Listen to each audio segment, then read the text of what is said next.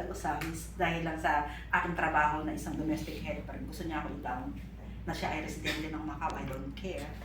Sabi ko, ang stand ko kasi, pag ako'y tama, lalabanan kita kahit saan tayo makarating. Hindi ako mahihiya.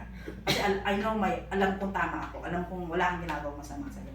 And one day, na nagpunta ako ng Osamis, one day lang, ang mahal pa ng pamasahe doon. Ayaw mo na nakating ka? Yes, it's 41,000 pesos. Kasi on the spot. On the spot. Sabi ko, Lord, thank you again. Why?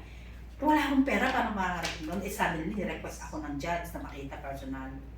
Kung wala akong pera, paano? So, ngayon, muli, napakita ng Panginoon yung kagandahang loob niya.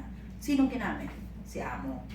Ibig sabihin doon, may mga pagkakataon sa buhay natin na zero balance. Di ba? May mga pagkakataon na wala. Allowance lang ang ating hawak. Pero, doon natin nakikita yung kamay ng Panginoon na sa gitna ng ating lack, o yung kawalan, o yung wala talaga, yung sakto lang sa isang buwan, merong magpo-provide, merong gagawa ng kaparanan ng Panginoon para matugunan yung ating pangangailangan. Amen po ba? Nakakatuwa po si Sir Catherine kanina dahil siya napapagawa ng bahay. Amen. Tuwa-tuwa siya sa ilaw.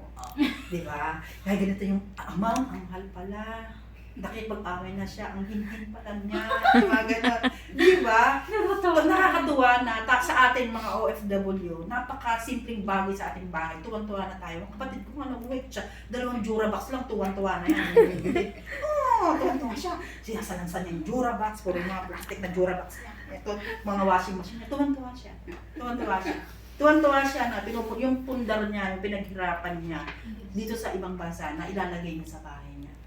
God is good. Kasi yung iba nga nung araw na tayo wala pa sa abroad, Durabox man di tayo kabili. Yes. Electric fan nga, wala. Diba? Noon nga kahon lang tayo ng Skyflex. Natatanda niyo sa tindahan nung hindi nila tayo ng kahon. Lalagyan ng mga damit ng mga anak natin. Naranasan ko yan. Dapat pag mayroong tindahan na nagtatanggal ng ano nila, pahingi naman ng kahon dyan. Lalagyan natin ng damit ng mga anak natin. Tingnan mo nila-level up tayo ng Panginoon. Ngayon, Durabox na. Diba? Minsan maarte pa tayo. Gusto pa natin magkakulay. Diba? Diba? Amen. Oo, yung mga ganun. Meron tayong mga pagkakataon na kapag nabibigay o na doon sa panahon na nakakaahon tayo, doon sa kawalan dati, tapos nagkakaroon ng kasayahan sa puso natin, na ipoprovide natin sa pamilya natin. Eh kung sumuko ka, kung di ka nagtiis sa amo mo, di wala, hindi ka nakagalang Durabox. Yes. Di ba? Yung mga ganoon ba? Yes. Ano pa yung mga wilderness ng buhay natin? Family problem. Normal naman yun. Pag o ayaw mo ng pamilya, problema ng pamilya, mag-isa ka, magbundo ka, di ba? Wala sa atin na nakaupo ngayon na hindi nagkaroon ng family problem. Isang normal family problem. Lagi naman yan na nakapaloob sa ating mga buhay. Maiiwasan mo ba yun? Hindi. O, di ba? Kahit may mga iba-iba, 10 kayo magkapatid, 10 ugali, 10 wilderness na lalakaran mo yun, di ba? Kami kasi 4 lang kami, pero nagkakalabo-labo rin kami. Pero isa lang ang sinasabi ko sa nila, pag ang ate-ate, huwag niyong aawayin. Ha? Dahil pag ang ate ang inaway niyo, yari kayo. Alam nila yun. Oo, alam nila. Pag ate-ate, awayin niyo na lahat, huwag lang ate. Ay, La pera. oo, kasi alam nila, pag inaway ate, la pera. Amen. Iba-iba yung mga family matters, yung mga ganoon ba? La pera. Akala niyo ba madaling magkaroon ng problema? Isa yan sa mga dahilan ng mga Pilipino, mga kababayan natin nagpapakamatay pag mayroong family problem. Hindi nila makayanan yung battle sa kanilang mga isip na isip sila ng isip ng asawa nila at nananahimik, isip sila ng bababae. Di ba? Ay mga gano'n, isip sila ng isip ng mga anak nila na iba ng landas. Maaari na hindi niya nakayanan yung pressure. Ano yung ginawa? Tumalon. Nag-victim. Nag-suicide. Which is sa atin, wala tayong wilderness na hindi lalakaran. Nakangiti, sexy, ganda magdamit. Pakialam nila, alam na ba nila $20 lang? Di ba?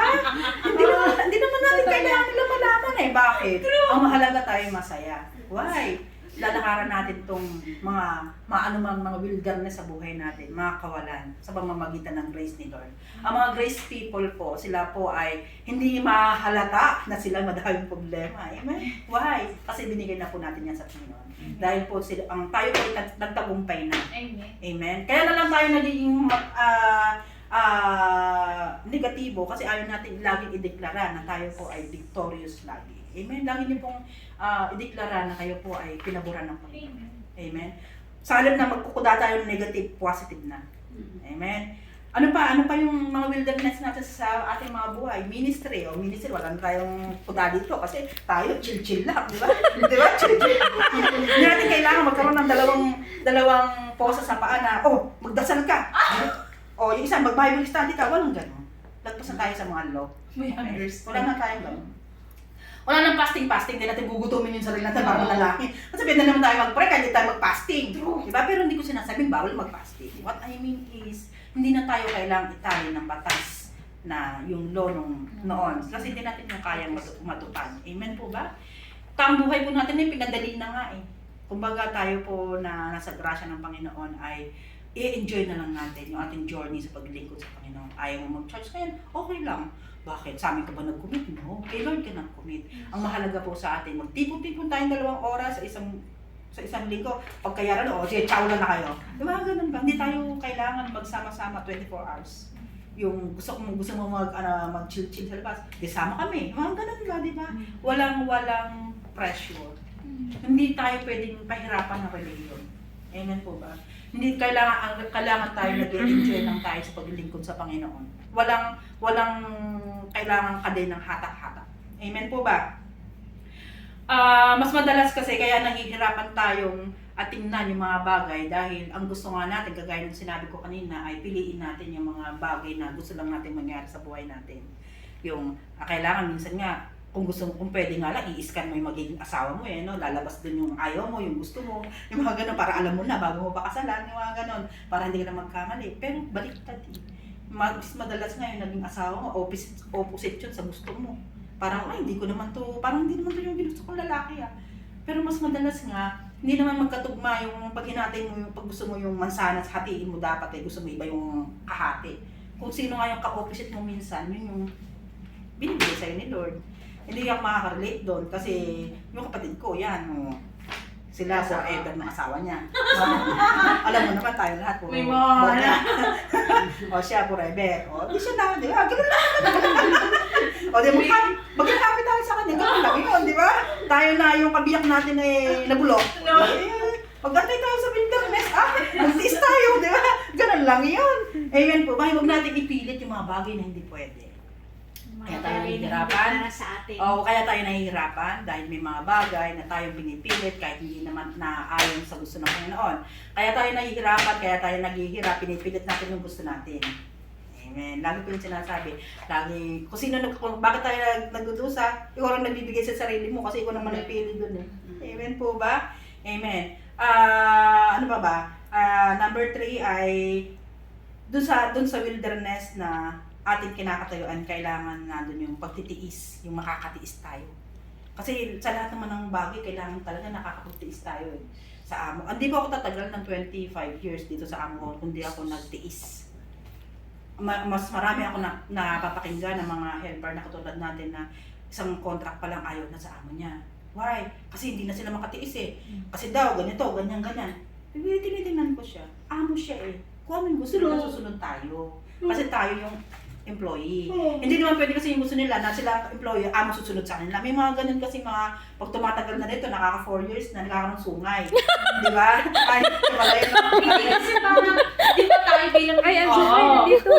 Kaya na kailangan kasi, Sa pula ko Oo, kailangan kasi malagi natin, kahit na sinabi ng Panginoon na, syempre, iba yung favor na nasa atin. Pero makikita pa rin natin na, amo pa rin sila. Di ba? Kahit ano yung gusto mong pagawa, gawin mo na lang. Basta hindi ka utos ng tumalon sa bintana. Ang tawag diba? sa gustong i-level yung sarili. Oo, kailangan, pag kasi oras na natin, si Lord na ang magle-level up sa atin. Amen? Amen, kagaya sa akin din, marami din akong hirap na dinanas sa amo ko. Hindi lang wilderness nga Talagang ako, sinusurot-surot ako ng amo ko sa labas, pakil-pakil, ginaganyan niya ako. Pero tiniis ko siya lahat. Tiniis ko. Doon ako natutulog, kagaya lagi siya sasabi na parang ulang na lang sa akin, takpan, parang kabahaw, di ba? Tuwid na tuwid lang, hindi pwedeng tumaba. Kasi maliit lang space Ando lahat yung washing machine, microwave, ang init nun, di ba? Pag summer, parang sinisilaban doon. Pero natiis ko siya. Sabi ko, patas ngayon, pag tinitingnan-tingnan ko siya, pag nakapikit ako at sabi ko, Lord, kung hindi pala ako nagtiis, hindi ko mabe-benefit yung mga ganitong kadaming pagpapala mo. Amen. Hindi ko makikita yung reason bakit mo ako dinala sa ganitong klaseng amo. Yung resulta. Yung reason. Kasi minsan sa atin gusto natin resulta agad. Oo. Wala pang ginagawa. Which is, Instant. gusto natin parang payless, no? Instant noodles, yung mga ganon. Walang ganon. Lagi po tayong magtitiis. Amen?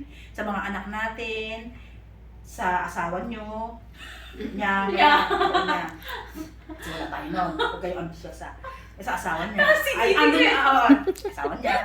Ay, hindi. Pasaway ka. Merong kalakip na pagtitiis. May wilderness ba siyang dinaanan bago para magtagal sila ng ganong katagal? Of course, meron. Hindi alam mag-asawa na nagtagal na walang pinagdaanan na mga secret. Hindi niya sasabihin. Oo nga. Di ba? Hindi niya sasabihin. Ano ba? Hindi ka naman magaling sa... wala na. Sige. Hindi i-remove. Ibig sabihin na hindi tatanggalin ng Panginoon yung mga issue sa ating mga buhay.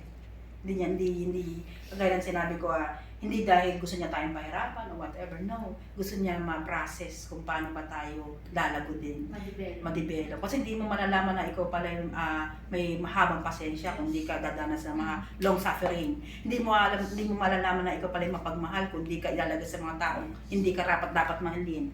Hindi mo malalaman sa sarili mo na meron ka palang matinding pangunawa kung hindi ka ilalagay sa mga taong mahirap unawain. Hindi ka ilalagay sa mga kaibigang praning kung hindi nakitang praning ka din, di ba? Ba't tayo nagsama-sama? Kasi wala tayong mga jowa. Di ba? Sila. Bakit sabi nila, ay, nagsama-sama to kasi puro hiwalay sa asawa, mga immoral. No. Tayo po ay nawasak, yes, pero binuo ng grasya ng Panginoon. Amen. Kahit po sa akin pa tayo, never mind. Why? Wasak na tayo nung una at ngayon po ay nakatayo tayo sa biyaya ng Panginoon. Sabihin nila, gusto nilang sabihin, basta si Sister Pinky sexy. Di ba? Yes! Amen po ba?